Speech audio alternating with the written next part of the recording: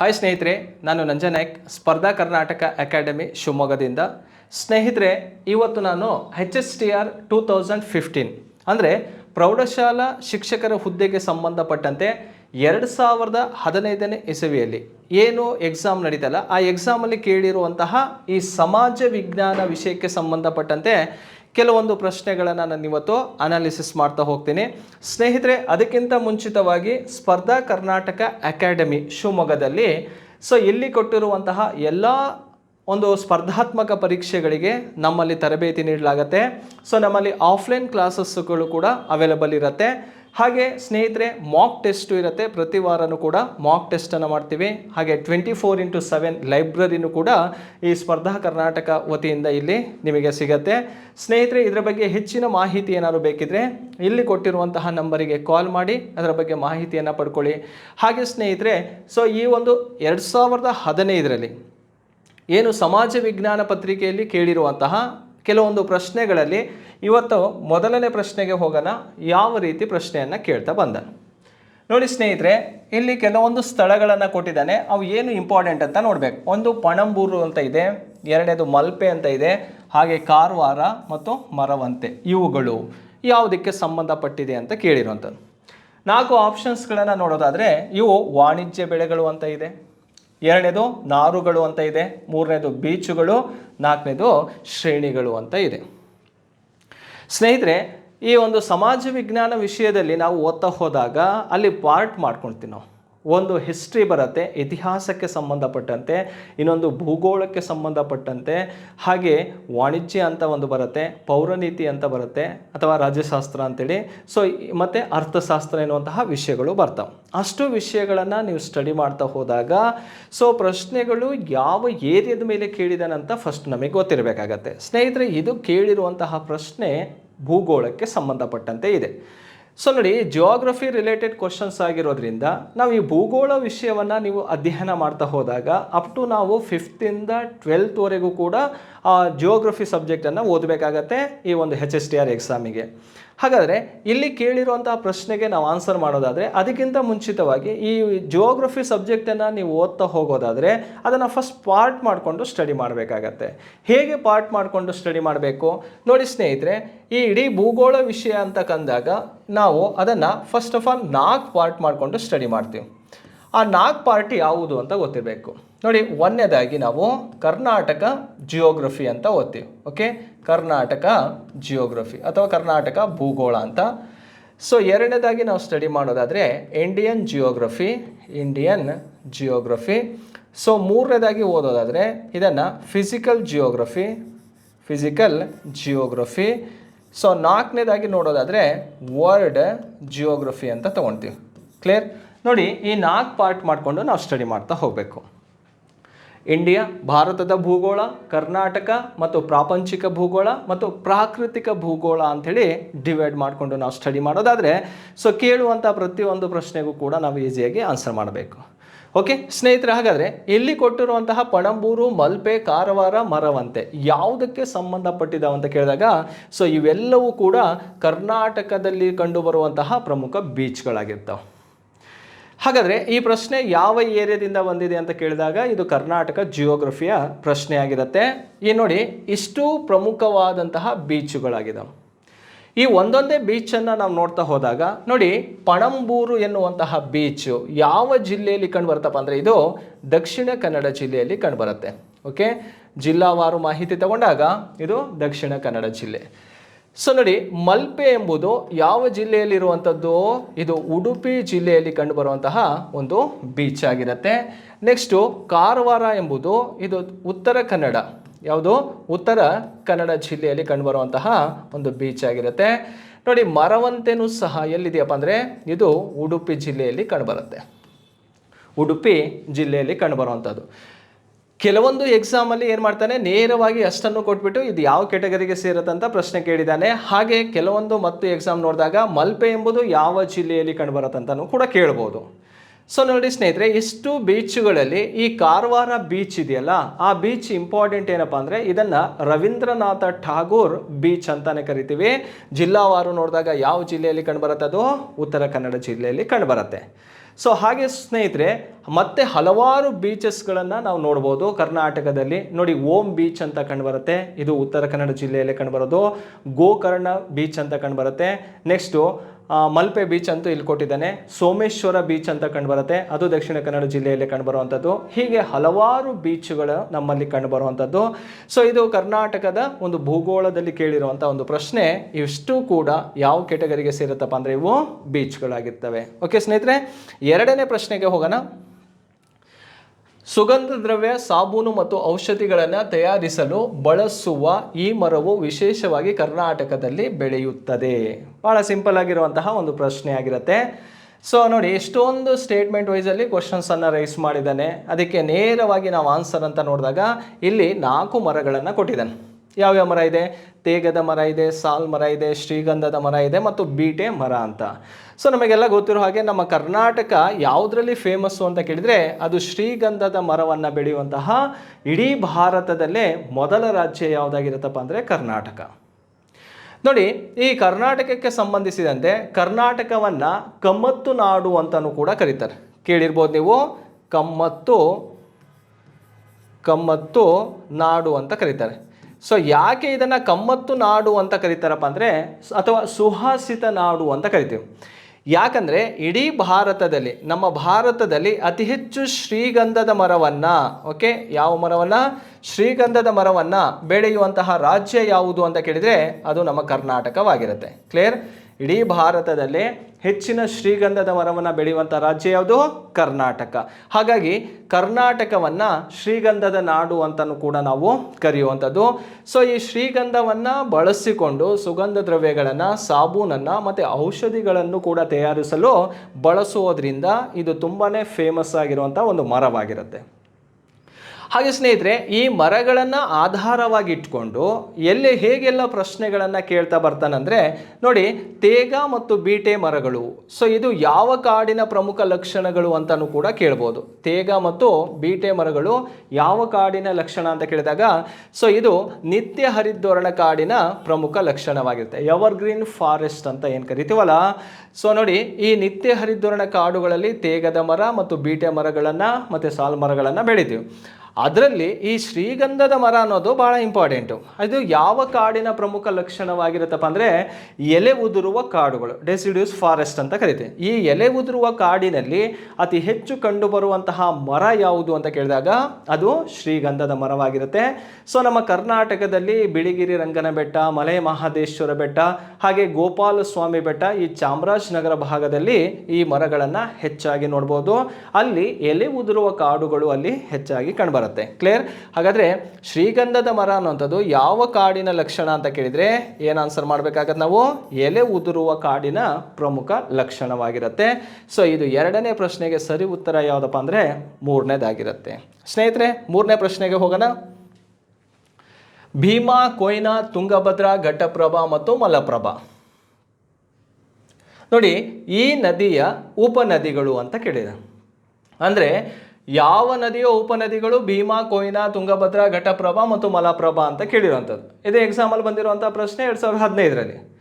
So ಇಲ್ಲಿ ಆಪ್ಷನಲ್ಲಿದೆ ಮಹಾನದಿ ಅಂತ ಇದೆ, ಗೋದಾವರಿ ಇದೆ, ಕೃಷ್ಣ ಇದೆ ಮತ್ತು ಕಾವೇರಿ ನದಿ ಅಂತ 4 ಆಪ್ಷನ್ಸನ್ನು ಕೊಟ್ಟಿದ್ದೇನೆ.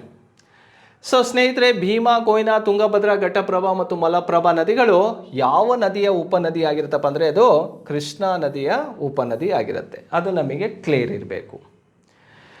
ಸೊ ನೋಡಿ ಸ್ನೇಹಿತರೆ, ಕೃಷ್ಣಾ ನದಿಯನ್ನು ನಾವು ಇಟ್ಕೊಂಡು ಸ್ಟಡಿ ಮಾಡ್ತಾ ಹೋಗೋದಾದರೆ ಹೇಗೆಲ್ಲ ಪ್ರಶ್ನೆಗಳು ಬರ್ತಾವೆ. ಈಗ ಅವ್ನು ಕೇಳಿರುವಂಥದ್ದು ಉಪನದಿ. ನೋಡಿ, ಒಂದು ಎಕ್ಸಾಂಪಲ್ ತಗೋಬೇಡಣ, ಹೇಗೆ ಸ್ಟಡಿ ಮಾಡಬೇಕು ರಿವರ್ ಕೃಷ್ಣದ ಬಗ್ಗೆ. ಈಗ ಕೃಷ್ಣಾ ನದಿ ಉಗಮ ಸ್ಥಳ ಯಾವುದು ಅಂತ ನೋಡಿದಾಗ, ಸೊ ಇಲ್ಲೊಂದು ಬೆಟ್ಟ ಇದೆ, ಆ ಬೆಟ್ಟದಲ್ಲಿ ಉಗಮವಾಗತ್ತೆ. ಯಾವ ಬೆಟ್ಟ ಅಂತ ಕೇಳಿದರೆ ಅದು ಮಹಾಬಲೇಶ್ವರ. ಮಹಾಬಲೇಶ್ವರ ಬೆಟ್ಟದ ಸಾಲು ಎಲ್ಲಿ ಉಗಮವಾಗತ್ತಂದರೆ ಮಹಾರಾಷ್ಟ್ರ. ಕ್ಲಿಯರ್? ಮಹಾರಾಷ್ಟ್ರದ ಮಹಾಬಲೇಶ್ವರ ಎಲ್ಲಿರುವಂತಹ ಘಾಟ್ ಯಾವುದಪ್ಪ ಅಂದರೆ ವೆಸ್ಟರ್ನ್ ಘಾಟ್ಸ್ ಆಗಿದೆ. ಪಶ್ಚಿಮ ಘಟ್ಟಗಳ ಸಾಲಿನಲ್ಲಿ ಹುಟ್ಟುವಂಥ ನದಿ ಕೃಷ್ಣವಾಗಿರುತ್ತೆ. ಸೊ ಆ ಕೃಷ್ಣಾ ನದಿಗೆ ಯಾವೆಲ್ಲ ಉಪನದಿಗಳಿದೆ ನೋಡಿ. ಕೃಷ್ಣಾ ನದಿ ಹರಿತಾ ಇರುವಂಥ ದಿಕ್ಕು ಯಾವುದಾಗಿರುತ್ತೆ? ಪೂರ್ವ ದಿಕ್ಕಿಗೆ. ಅಂದರೆ ಎಲ್ಲಿ ಹೋಗಿ ಸೇರುತ್ತದು? ಬೇ ಆಫ್ ಬೆಂಗಾಲಿಗೆ ಸೇರುತ್ತೆ. ಅಂದರೆ ಬಂಗಾಳ ಕೊಲ್ಲಿಗೆ ಹೋಗಿ ಸೇರುವಂಥ ನದಿ ಕೃಷ್ಣವಾಗಿರುತ್ತೆ. ಹಾಗಾದರೆ ಈ ಕೃಷ್ಣಾ ನದಿ ಅದರ ಉಪನದಿಗಳಂತ ಕೊಟ್ಟಿದ್ದಾನೆ. ಯಾವ್ಯಾವ ನದಿಗಳು ಎಲ್ಲಿ ಕಂಡು ಬರ್ತಾವೆ ನೋಡಿ. ಕೃಷ್ಣಾ ನದಿ ಪೂರ್ವ ದಿಕ್ಕಿನಲ್ಲಿ ಹರಿಯೋದ್ರಿಂದ ಈ ಮೇಲ್ಭಾಗವನ್ನು ನಾವು ಲೆಫ್ಟ್ ಬ್ಯಾಂಕ್ ರಿವರ್ ಸಿಸ್ಟಮ್ ಅಂತ ಕರಿತೀವಿ, ಕೆಳಭಾಗವನ್ನು ರೈಟ್ ಬ್ಯಾಂಕ್. ಇವು ಬಲದಂಡೆಯಿಂದ ಹೋಗಿ ಸೇರುವ ನದಿಗಳು, ಇವು ಎಡದಂಡೆಯಿಂದ ಬಂದು ಸೇರುವ ನದಿಗಳಾಗಿರ್ತವೆ.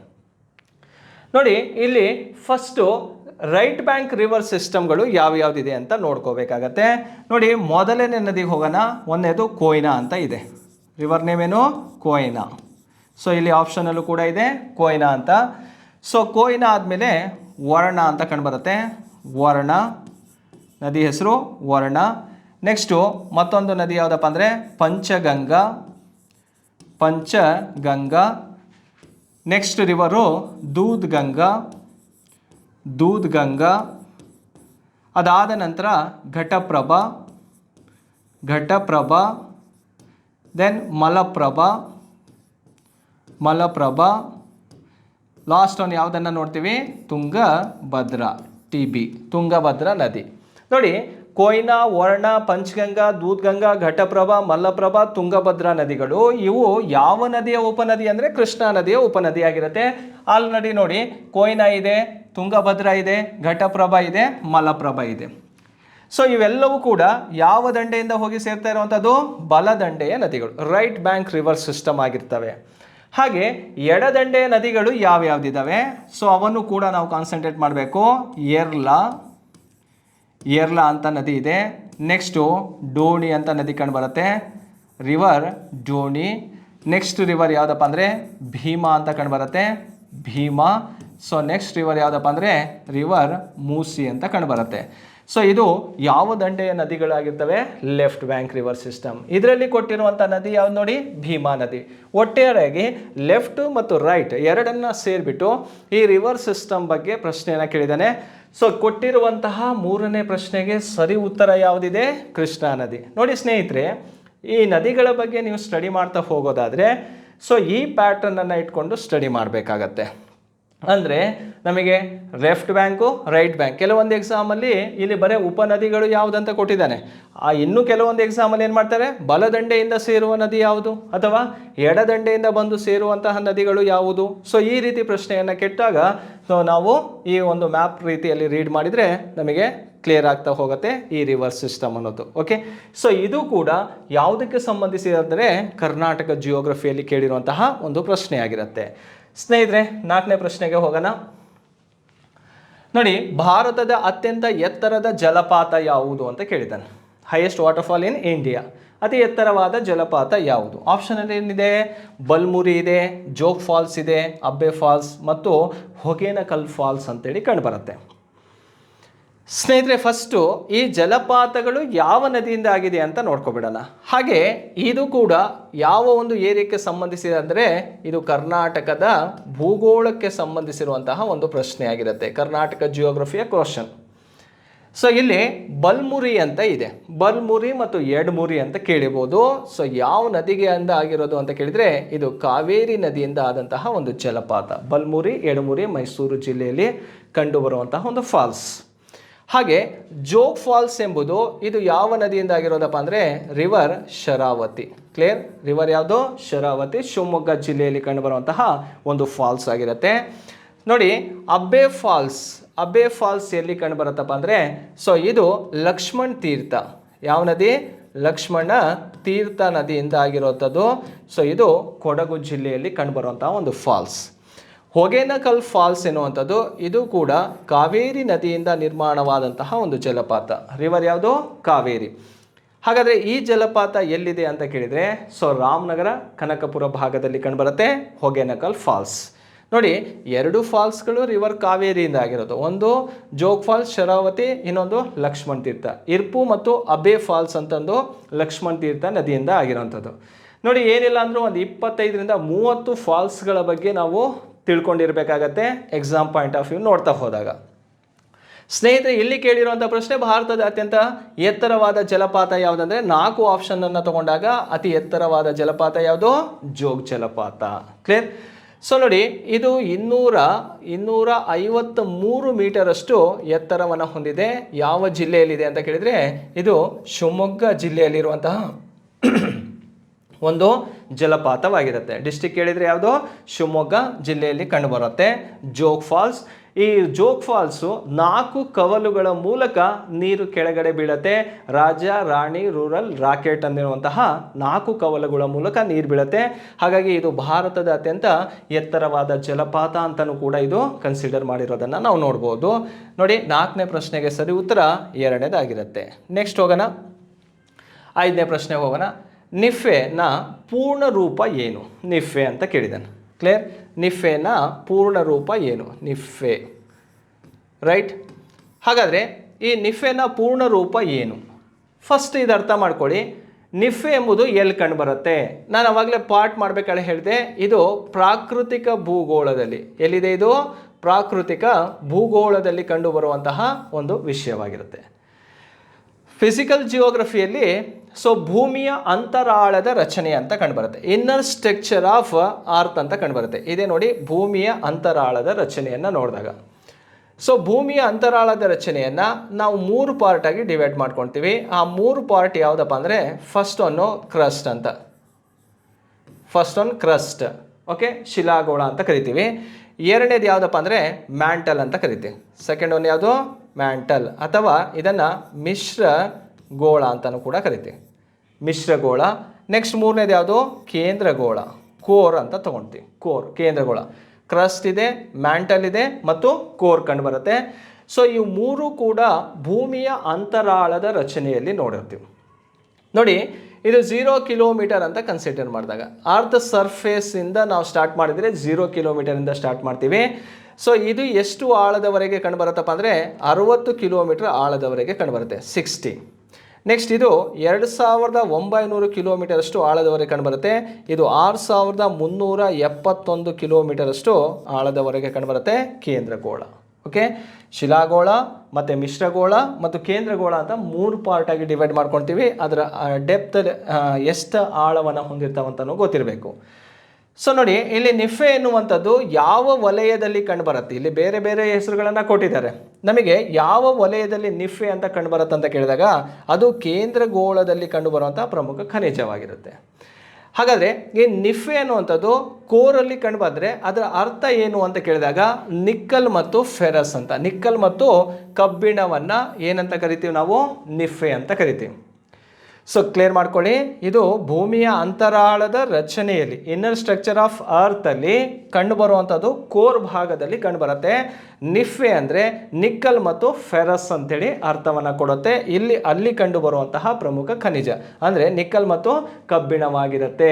ಹಾಗೆ ಕ್ರಸ್ಟ್ ಬಗ್ಗೆನೂ ಕೇಳ್ಬೋದು, ಹಾಗೆ ಮ್ಯಾಂಟಲ್ ಬಗ್ಗೆನೂ ಕೂಡ ಕ್ವಶನನ್ನು ಕೇಳ್ತಾನೆ.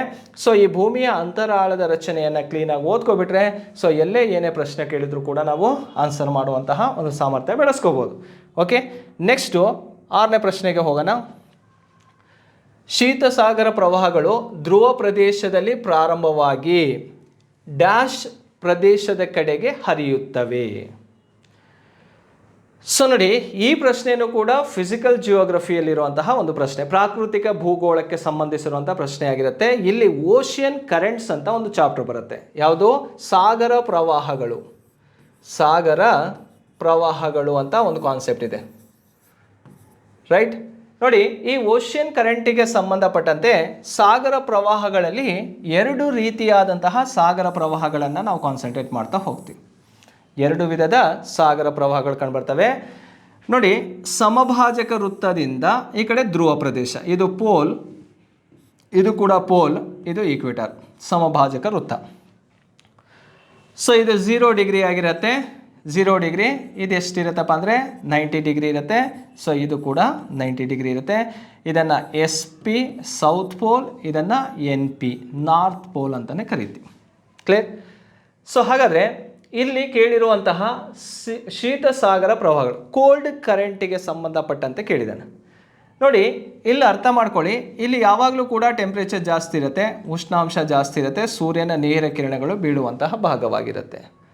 ಟೆಂಪ್ರೇಚರ್ ಜಾಸ್ತಿ ಆಗಿರೋದ್ರಿಂದ ನೋಡಿ, ಈ ಪಾರ್ಟಿಂದ ಇಲ್ಲಿಂದ ಅಂದರೆ ಸಮಭಾಜಕ ವೃತ್ತದಿಂದ ಧ್ರುವದ ಪ್ರದೇಶದ ಕಡೆ ಹಾದು ಹೋಗುವಂತಹ ಸಾಗರ ಪ್ರವಾಹಗಳಿಗೆ ನಾವು ಯಾವ ಸಾಗರ ಪ್ರವಾಹ ಅಂತ ಕರಿತೀವಪ್ಪ ಅಂದರೆ ಉಷ್ಣೋದಕ. ಯಾವುದು? ಉಷ್ಣೋದಕ ಸಾಗರ ಪ್ರವಾಹ.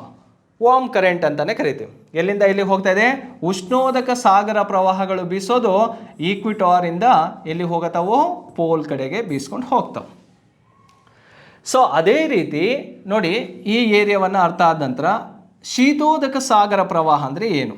ಧ್ರುವ ಪ್ರದೇಶದಿಂದ ಎಲ್ಲಿಗೆ ಬರ್ತಾವವು?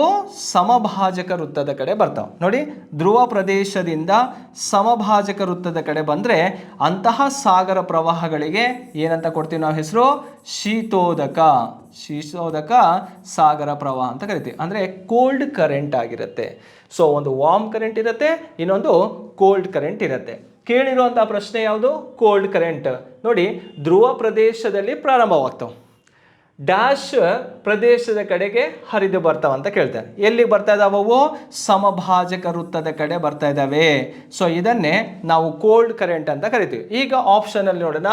ನೋಡಿ, ಶೀತ ಸಾಗರ ಪ್ರವಾಹಗಳು ಧ್ರುವ ಪ್ರದೇಶದಿಂದ ಪ್ರಾರಂಭವಾಗಿಬಿಟ್ಟು ಎಲ್ಲಿಗೆ ಬರ್ತಾವಪ್ಪ ಅಂದರೆ ಅವು ಸಮಭಾಜಕ ವೃತ್ತದ ಕಡೆ ಬರುವಂತಹ ಪ್ರವಾಹಗಳಾಗಿರ್ತವೆ.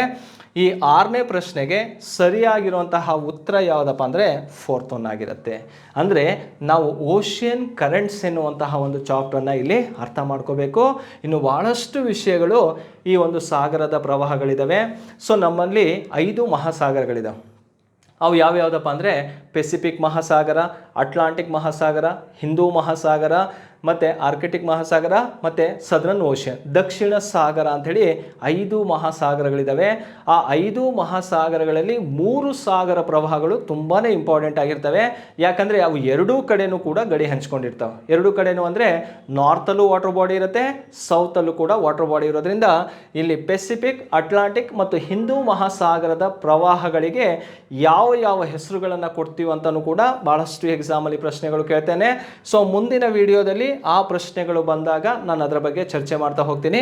ಸ್ನೇಹಿತರೆ, ಇವು 2015ರ ಎಕ್ಸಾಮಲ್ಲಿ ಕೇಳಿರುವಂತಹ ಕೆಲವೊಂದು ಬೇಸಿಕ್ ಕ್ವಶನ್ಸ್ಗಳು ಹೇಗೆಲ್ಲ ಇದ್ದಾವೆ ಮತ್ತು ಯಾವ ಏರಿಯಾದ ಮೇಲೆ ಕೇಳಿದಾನೆ ಎಂಬುದನ್ನು ನಾನು ಇವತ್ತು ಚರ್ಚೆ ಮಾಡಿಕೊಟ್ಟಿದ್ದೀನಿ. ಹಾಗೆ ಸ್ನೇಹಿತರೆ, ಪಾರ್ಟ್ 2 ಅಲ್ಲಿ ಇನ್ನು ಉಳಿದಿರುವಂತಹ ಪ್ರಶ್ನೆಗಳನ್ನು ನಾನು ಚರ್ಚೆ ಮಾಡ್ತಾ ಹೋಗ್ತೀನಿ. ಸೊ ಈ ವಿಡಿಯೋ ವೀಕ್ಷಣೆ ಮಾಡಿದ್ದಕ್ಕೆ ನಿಮಗೆಲ್ಲರಿಗೂ ಕೂಡ ವಂದಿಸ್ತಾ ನನ್ನ ಕಾನ್ಸೆಪ್ಟನ್ನು ಇವತ್ತು ಮುಗಿಸ್ತೀನಿ. Thank you.